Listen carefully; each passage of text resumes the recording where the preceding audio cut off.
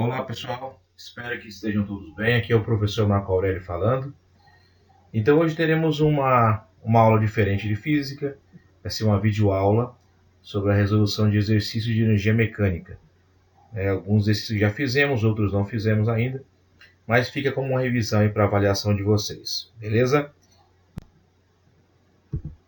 O primeiro exercício para vocês recordarem aí, nós já fizemos esse exercício, ou não fizemos, depende de quando você está vendo esse vídeo, né? Então vamos ver o enunciado dele. Uma bolinha de massa 100 gramas encontra-se sobre uma mesa horizontal de altura 0,80 metros, como indica a figura. Então está ali o desenho, né? A mesinha, a bolinha em cima da mesa, marcando 0,80 metros em relação ao solo. Calcule, admitindo que a gravidade é 10 metros por segundo ao quadrado, a energia potencial gravitacional da bolinha em relação ao plano da mesa, é o plano 1, e em relação ao solo, plano 2, respectivamente. Beleza? Então vamos lá, vamos ver o que nós podemos definir disso aqui. Primeira coisa, vamos cuidar das unidades de medida, né?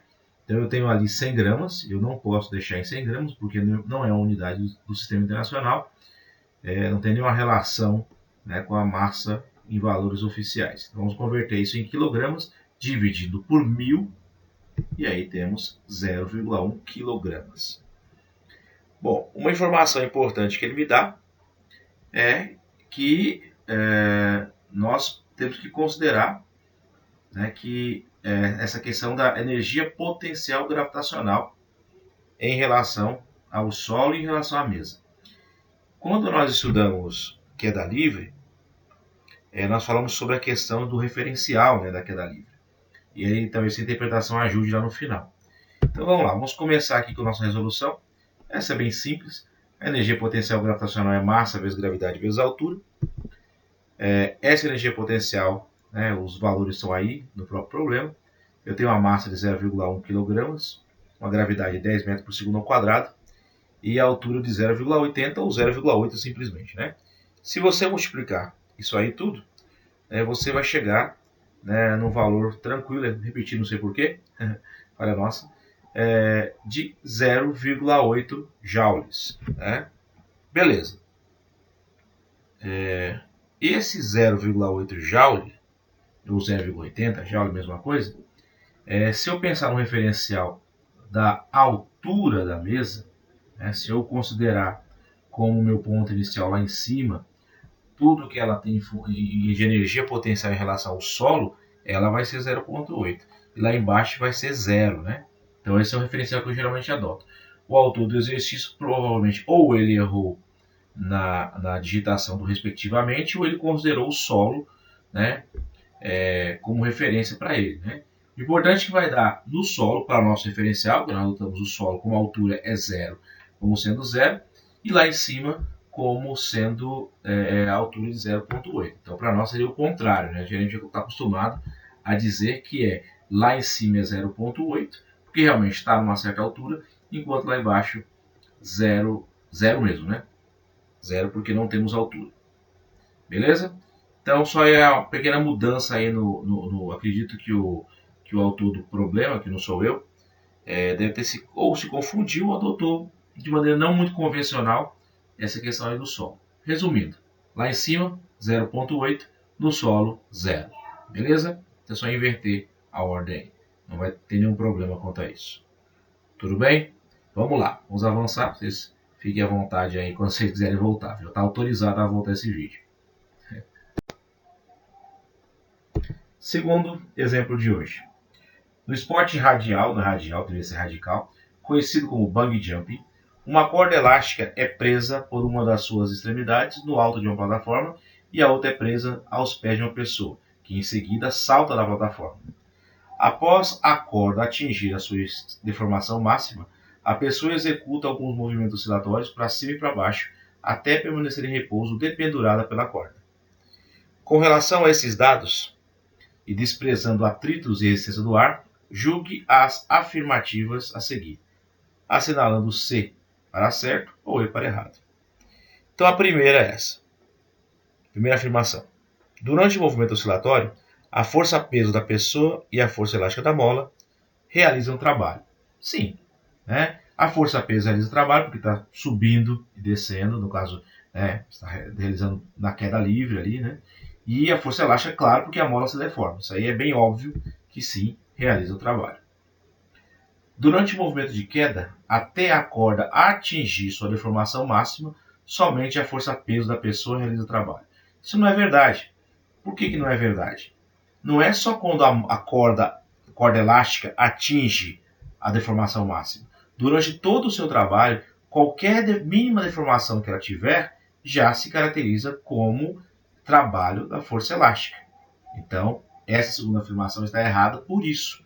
Porque não é só quando ela deforma máxima, é em todo o percurso de deformação dessa corda elástica. Tudo bem? E aí, a terceira afirmação diz assim: se a pessoa permanecer em repouso dependurada pela corda a 20 metros abaixo da plataforma, nesse ponto o trabalho da força elástica da mola será igual em módulo ao trabalho da força-peso. Então, olha só a consideração. Repouso. Repouso. O trabalho da força elástica, para realizar trabalho, primeiro princípio tem que ter o quê? Deslocamento. Se a corda está completamente esticada, não está havendo deslocamento. Portanto, não há realização de trabalho. Portanto, a terceira alternativa também está errada. Então, nós temos aí C e E, seria aí essa opção, né? Certo, errado e errado. Beleza? Vamos avançar aí. Próximo exemplo. Próximo exemplo é um gráfico. Um gráfico da força pelo deslocamento, né? No caso, uma força elástica. Então, já fica uma ideia que a gente pode fazer. O gráfico mostrado na figura seguinte representa a intensidade da força elástica de uma mola em função da deformação. O trabalho realizado pela força elástica entre 0 e 10 é em joules igual a quanto? Observe o seguinte, ele me dá um gráfico da força elástica, que é uma força está variando conforme a deformação x. O que eu sei que em 20 centímetros, 0,2 metros, a força aplicada é de 50 newtons. Só que em momento algum ele usa esse 0,20. Nós estamos trabalhando com 0,10 metros. Porque se fosse 0,20 é só jogar nessa equação. Nós encontraríamos o trabalho através da área do gráfico, né? Daria para fazer isso. Só que ele quer no 10, ele não quer no 20. Então, qual que é a ideia? Vamos pensar assim. Eu preciso encontrar o trabalho da força elástica.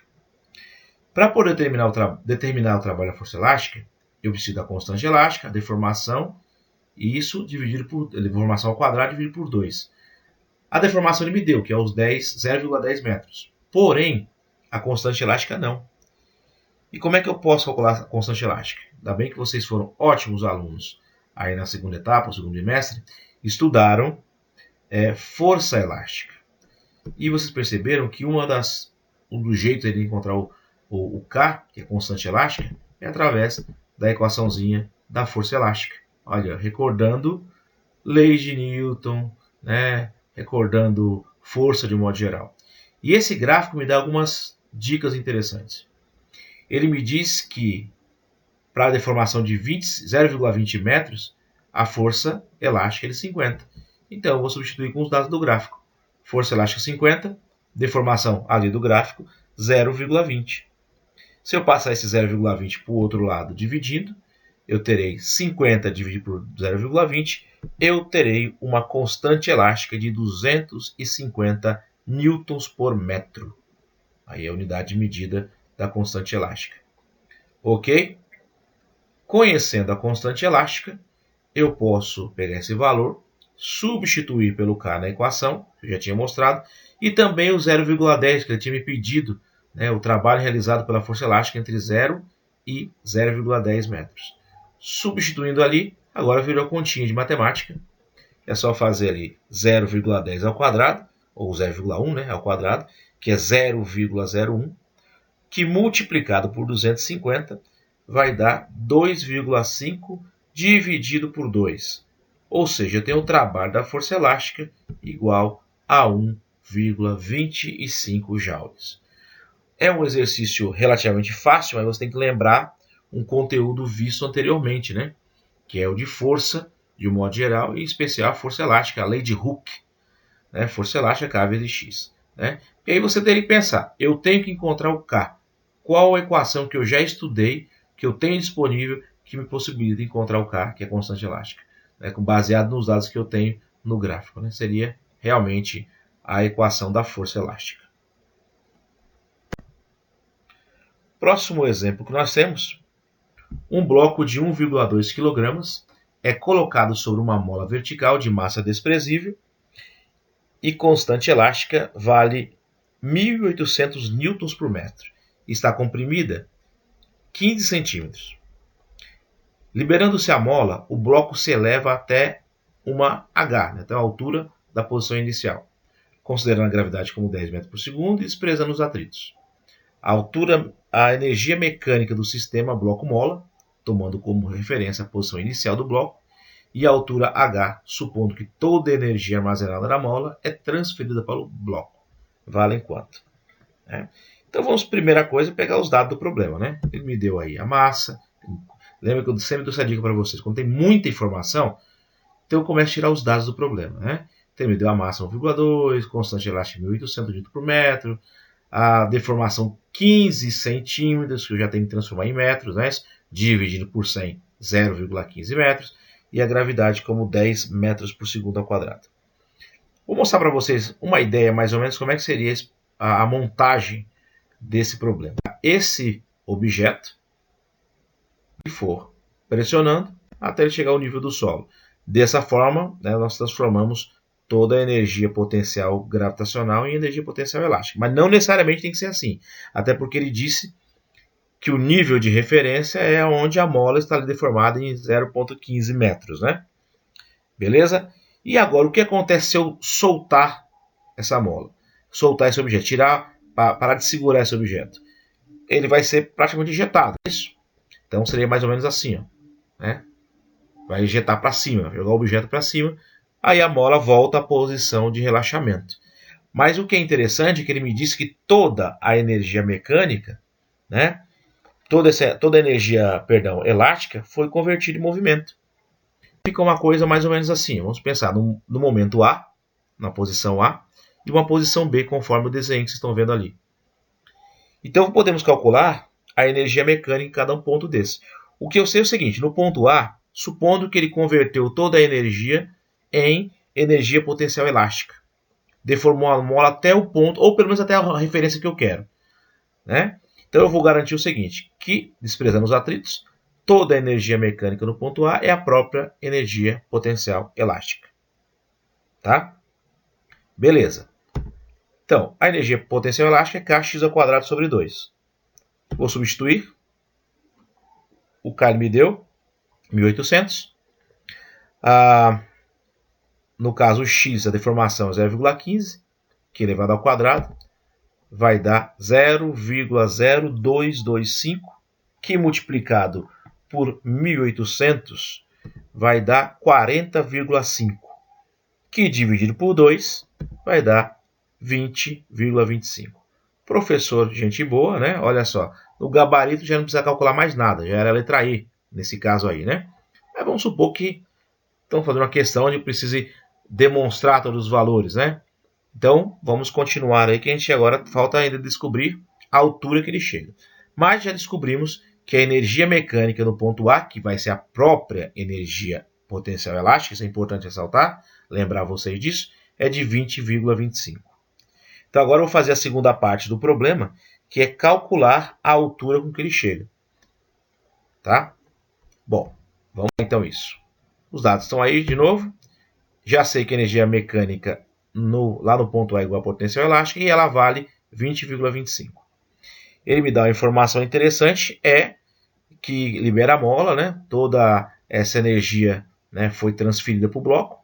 Então a energia potencial gravitacional é igual à energia potencial elástica. O que eu estou dizendo? Estou dizendo que toda a energia potencial elástica se transformou em energia cinética e, por sua vez, depois se transformou em energia potencial gravitacional.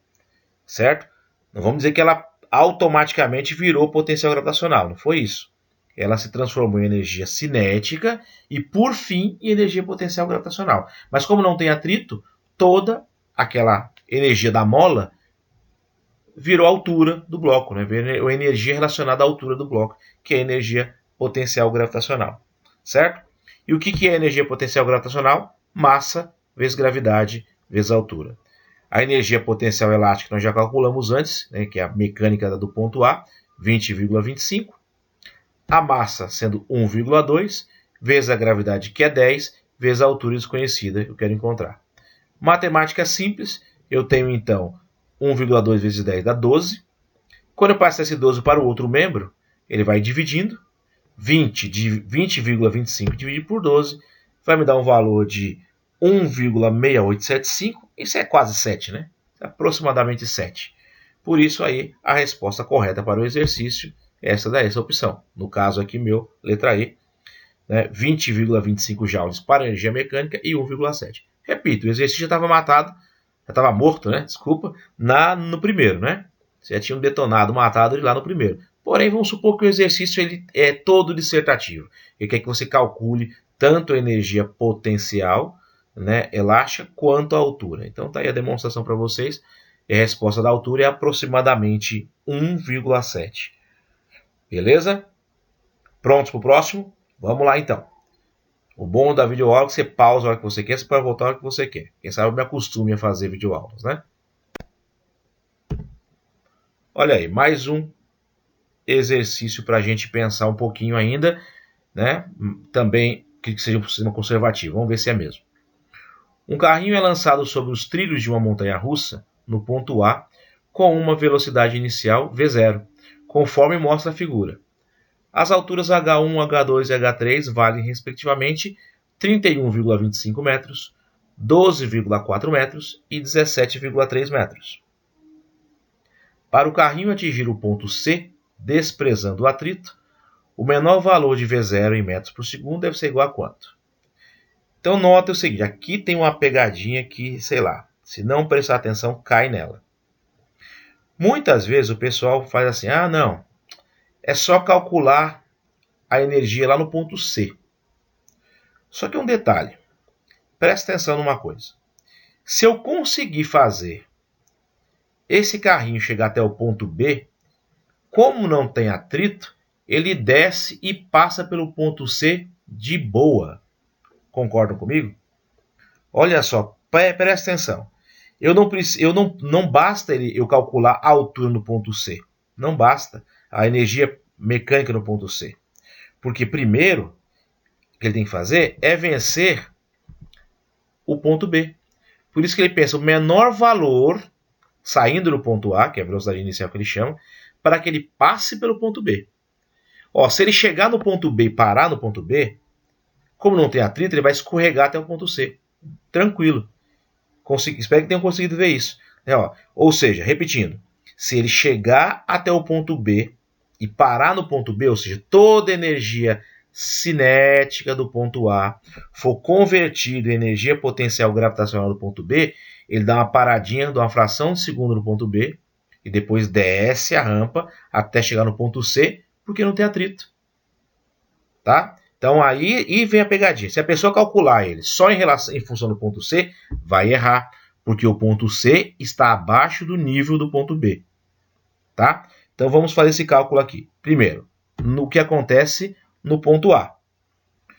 No ponto A, a boa e velha história, que a energia mecânica é a soma das energias potenciais e cinéticas. Então a energia mecânica no ponto A vai ser a potencial no ponto A mais a cinética.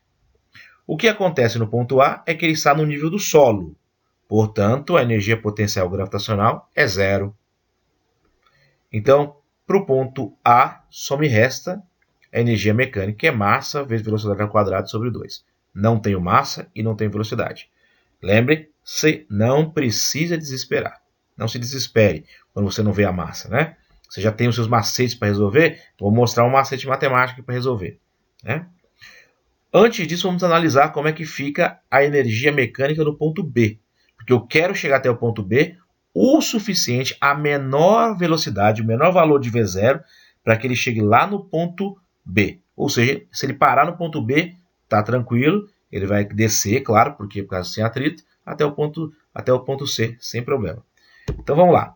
Energia mecânica no ponto B é a potencial de B mais cinética de B. Eu quero que ele pare no ponto B por uma fraçãozinha de segundos, depois, né, ele desça até o ponto C.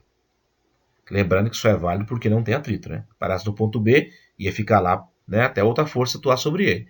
Mas como não tem atrito, ele dá uma pausinha no ponto B e aí já desce, né, sujeita à gravidade até o ponto C. Beleza, então a energia mecânica no ponto B é potencial. Massa, gravidade e altura. Não me deu a massa, mas não há desespero para isso. Me deu a gravidade, que é 10, e a altura, que é 31,25. Então eu tenho uma expressão matemática para a energia mecânica no ponto B. 312,5 vezes m. Então, vou avançar e vocês vão ver, vou pegar esses valores das energias mecânicas e agora, como desprezamos os atritos, vamos ver o que acontece. Então está ali, energia mecânica ponto A, puxando lá da resolução anterior, mv² sobre 2. No ponto B, 312,5 vezes m. Desprezando o atrito, já sabemos que toda energia mecânica é conservada. A energia mecânica no ponto A é igual no ponto B. Jogo numa equação. Está ali. Olha aí, a professora de matemática fica orgulhosa da gente. Se a gente dividir proporcionalmente os dois membros da equação por m, vamos dividir os dois por m, né? O m vai dar 1. A gente não precisa fazer todo esse formalismo matemático, né? A gente pode simplesmente vir aqui e cortar m e m. Mas lembrando que isso acontece porque eu dividi os dois membros da equação por m, né? Ou multipliquei por 1 sobre m, né? Como o professor de matemática adoraria ouvir, né? Perfeito, então ficou assim, ó, v² sobre 2 igual a 312,5. Aqui eu tenho uma fração. Não se esqueçam que embaixo do 312,5 tem o número 1. Então eu posso fazer o produto dos meios pelos extremos, ou seja, v² vezes 1 e 2 vezes 312,5. 312,5 vezes 2 dá 625. Ou seja, minha expressão agora é v² igual a 625. Lembrando, como é que eu tiro aquele quadrado? Basta extrair a raiz dos dois lados da equação, né? E a raiz quadrada de 625 é 25. Portanto, a minha resposta é 25 metros quadrados. Desculpa, 25 metros por segundo, né? É a unidade de medida aí da velocidade. Beleza? Ok, então mais um que foi para a conta aí. Espero que tenham entendendo até agora. Ok? Vamos avançar para mais um exemplo. Esse aqui. Um estudante de massa 70 kg salta de bungee jump, mais um de bungee jump, de uma ponte a uma distância considerável do solo. Inicialmente, a corda elástica atada a seus tornozelos está totalmente sem tensão. Então, a energia potencial elástica é nula. O estudante cai a partir do repouso, uma distância vertical máxima de 32 metros em relação ao seu ponto de partida.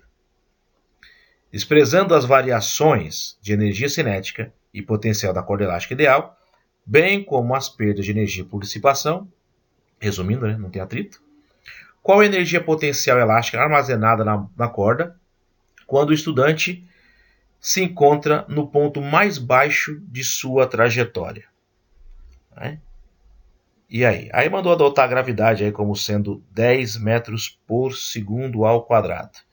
Então nós vamos aí agora tentar entender esse problema. Se você entendeu, você leu com atenção, você vai perceber. Primeiro, não tem atrito, certo? As únicas transformações que eu estou considerando ali são energia potencial gravitacional sendo transformada em energia potencial elástica. São as transformações que estão sendo levadas em consideração. Beleza, então vamos calcular isso aqui.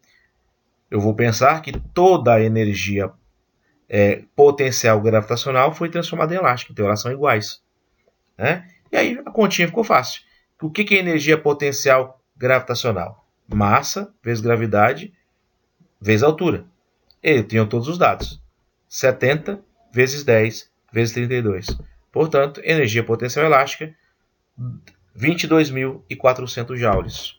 Está aí no gabarito, marcando para vocês. Tá? um exercício fácil, né? Porém, a compreensão dele, você tem que fazer uma leitura bem aprofundada, né?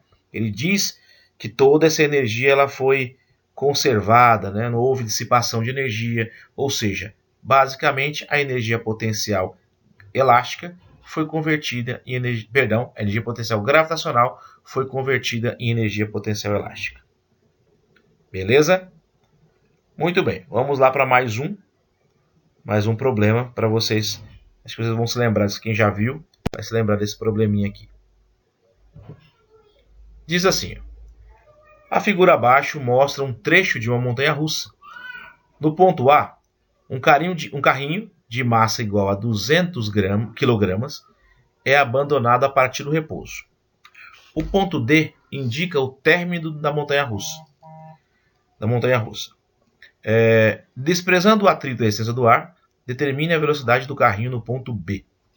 Vamos lá, tentar determinar essa velocidade do carrinho no ponto B. O que a gente vai partir aqui para si? Vamos pensar como é que é a energia mecânica em cada um desses pontos, né?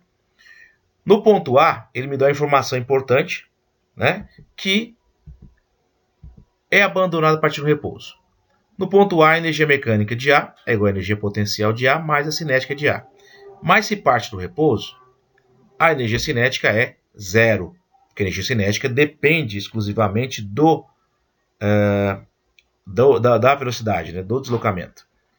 Então, ou seja, só sobrou a potencial. Massa vezes gravidade vezes altura. Vamos lá. A massa é 200, a gravidade 10 e a altura 60. Portanto, eu tenho uma energia mecânica de 120 mil joules. Beleza? Isso no ponto A. Vejamos o que acontece no ponto B. Energia mecânica em B é a potencial mais a cinética. Não dá para cortar ninguém, porque o ponto B não para no ponto B, então eu não posso cortar a cinética. E também o ponto B não está localizado no solo, tá? A distância de 40 metros. Então todo mundo está bonitinho com seus valores. Então a energia mecânica no ponto B é potencial, que é massa, gravidade vezes altura, mais a cinética, que é massa vezes velocidade ao quadrado sobre 2. Substituindo os valores, eu tenho 200 vezes 10 vezes 40, que vai dar 80 mil, e 200 vezes v ao quadrado sobre 2, que vai dar 100 v ao quadrado. Ou seja, a energia mecânica no ponto A dá 120 mil joules, no ponto B dá 80 mil mais 100 v ao quadrado. Ok? Vamos ver agora como vamos resolver esse problema, que é exatamente pegando esses dados e jogando a nossa equação principal da conservação da energia mecânica, né? Porque nesse caso, ele me disse para desprezar o atrito e a resistência do ar, né? Vocês vão ver, ou já viram, ou vão ver ainda, na questão do sistema dissipativo, que nem sempre vai ser assim, né? Você não vai conservar sempre, né? Tem também a questão do trabalho da força de atrito, mas nesse caso, ele desprezou o atrito. Então, ou seja, a energia mecânica no ponto A é exatamente igual à energia mecânica no ponto B. Ok? Vejamos então como é que fica isso. Mecânica no ponto A, 120 mil. No ponto B, dá 80. Mais 100 v ao quadrado. Fazendo a matemáticazinha básica aqui, 120 mil menos 80 mil vai dar 40 mil. Que dividido por 100, esse 100 v ao quadrado, o 100 passou para o outro lado dividindo. 40 mil dividido por 100 dá 400. Ou seja, eu tenho v ao quadrado igual a 400. Tirando raiz quadrada dos dois lados, eu tenho uma velocidade igual a 20 metros por segundo. Está aí no gabarito para vocês. Beleza? Então, novamente, é o mesmo princípio. Se não tem atrito, a energia mecânica inicial é igual à final. Então, no meu caso, a inicial em A, a final era em B. Substituí os valores. Apliquei a matemáticazinha básica aí, né? Fizemos os cálculos, chegamos no resultado. Vamos lá. Beleza? Espero que tenha entendido. Qualquer coisa, já sabe, né? É só voltar o vídeo aí. Vamos se acostumando com essa questão de videoaula, né? Que é interessante até para vocês, questão para revisar depois, né? O nosso último exemplo de hoje vai ser novamente envolvendo força elástica. Vamos se lembrar até lá do trabalho da força elástica, só que esse é a energia potencial elástica. O gráfico dado representa a força compressora F sobre uma mola em função da sua deformação x. Suponha que a energia potencial correspondente à compressão de 10 cm da mola seja integralmente transferida a um corpo de 2 kg inicialmente em repouso. Pode-se afirmar que o valor dessa energia transferida e a velocidade adquirida pelo corpo serão respectivamente quanto? Então vamos lá, vamos tentar interpretar. Sempre falo para vocês como é que eu interpreto um gráfico. Primeiro passo, ver quem está em função de quem. Eu tenho uma força em função do deslocamento, que é x, né? Deformação no caso. Né? Então, esse gráfico está mostrando isso. Né? E ele quer que eu determine a energia transferida, né? E a velocidade adquirida. Olha, energia transferida, já que ele me diz que ela é integralmente transferida, né? Então só pode ser energia potencial elástica. Né? E a energia potencial elástica é dada, né, por uma equação que já conhecemos. Então, primeiro passo, vamos adaptar as unidades de medida. Né? Esse 10 centímetros transformamos em metro. E aí pensamos assim, a energia potencial elástica é K vezes x ao quadrado sobre 2. Tá, eu não tenho K. Então, novamente, eu vou voltar lá no segundo mestre, na segunda etapa, né? E vou lembrar que força elástica é K vezes x. E quem é a força elástica? Se eu olhar na posição 10 centímetros, ou seja, 0,1 metro no gráfico, quem está ligado com ele? Os 2.000 newtons de força elástica. Então, os 2.000 newtons estão associados com a deformação de 0,1 metros, ou seja, 10 centímetros. Faço uma matemáticazinha básica aqui também. Eu encontro, dividindo aí o 2.000 por 0,1, 20.000 newtons por metro. Perfeito. Jogo na equação, substituo nela. Onde tiver K, troquei por 20.000 vezes 0,1 elevado ao quadrado, que dá 0,01, que multiplicado pelo 20.000 vai me dar 200. 200 dividido por 2 dá 100. Então eu tenho aí 100 joules. Então, alguém já matou a charada. Opa, já deu letra A. Perfeito. Se fosse uma prova do Enem, do vestibular, etc., né? Ou a própria prova do professor, né? Se for só para marcar o X, beleza. Mas imagine que não tem as opções. Você precisa calcular isso aí, né? Então a gente vai ter que fazer o outro para determinar agora a velocidade adquirida pelo corpo. Tá? Então espero que tenha entendido aí. Olha só. O primeiro passo, achar o K. E isso eu precisei usar a fórmula da força elástica. Joguei na fórmula da força elástica, né? Encontrei o K, né, de 20.000 newtons. Voltei na energia potencial elástica. E aí, pronto. Resolvido o problema. Agora, vamos para a segunda parte do problema, que é determinar a velocidade, partindo do princípio que toda a energia, ou seja, seja integralmente transferida para um corpo de 2 kg. Então, ali eu sei que a energia potencial elástica é igual à energia cinética. Pronto. Como é que eu sei disso? Porque me diz que toda a energia acumulada, né, nessa mola foi transformada em movimento. E eu quero saber essa velocidade agora. Né? Beleza, então vamos lá. A energia potencial elástica eu calculei no exercício anterior, que dá 100 vezes mv ao quadrado. Ele me deu a massa de 2 kg. Olha aí. Beleza. Se eu divido aquele 2 pelo 2, eu tenho 2 por 2 dá 1. Então vai dar 100 igual a v ao quadrado. Como é que eu tiro esse quadrado? É só extrair a raiz dos dois membros. Então fica v ao quadrado, v igual a raiz de 100, calculando v igual a 10 metros por segundo. Então, 100 joules e 10 metros por segundo. Beleza? Então, pessoal, essa foi a nossa videoaula de hoje. Para os meus alunos aí do IFRO. Espero que tenham gostado. Tirem suas dúvidas no meu horário de atendimento ou também na aula. Tá? O importante é que você se empenhe, refaça a lista de exercícios, faça essas listas novamente. Né? E se tiver alguma dúvida aí, me procure. Tá? Para vocês um bom estudo, tudo de bom para vocês e até a próxima.